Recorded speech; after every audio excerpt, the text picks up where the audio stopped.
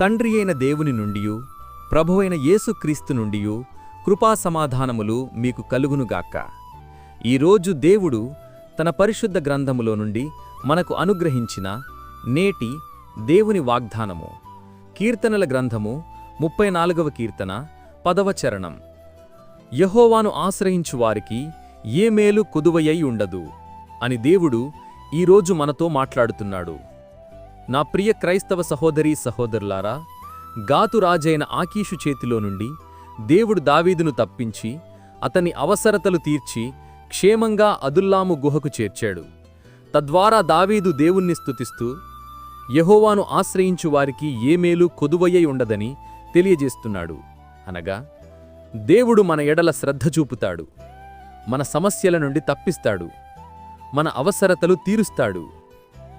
నా ప్రియ క్రైస్తవ సహోదరీ సహోదరులారా, నీ జీవితంలో బాధలా, ఇబ్బందులా, ఆహారము నీళ్లు లేని పరిస్థితా, ఒంటరితనమా? అయితే మనుషులను ఆశ్రయించటం వలన ప్రయోజనమేమీ ఉండదు.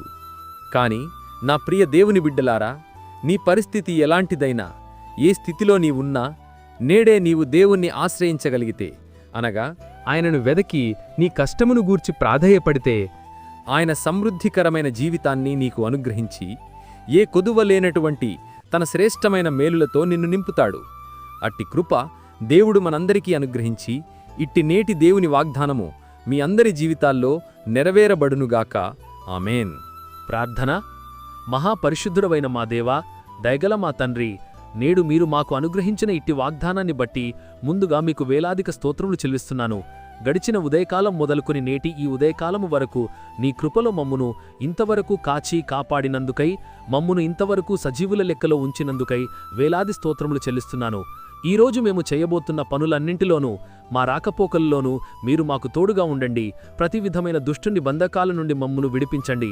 ప్రతి విధమైన వ్యాధి, బాధ, బలహీనతల నుండి విడిపించి సంపూర్ణ స్వస్థత అనుగ్రహించమని ప్రార్థిస్తున్నాను.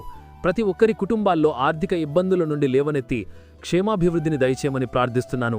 ప్రతి ఒక్కరి జీవితాల్లో శాంతి, సమాధానం, నెమ్మది దయచేసి మీ కృపలో భద్రపరచమని నజరేయుడైన యేసయ్య నామములు ప్రార్థించి వేడుకొనుచున్నాను నా ప్రియ పరలోక పరమ తండ్రి.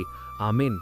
దేవుని కృప, ఆయన నిత్య సన్నిధి కాపుదల సదాకాలం మీకు తోడై నడిపించునుగాక. ఆమేన్. నా ప్రియ స్నేహితులారా, మీరు ఇంతవరకు మన ఛానల్ని సబ్స్క్రైబ్ చేసుకున్నట్లయితే దయచేసి మన ఛానల్ని సబ్స్క్రైబ్ చేసుకోవాల్సిందిగా ప్రభు పేరిట మీ అందరికీ ప్రేమపూర్వకంగా మనవి చేస్తున్నాను. దేవుడు మిమ్మల్ని దీవించునుగాక. ఆమేన్.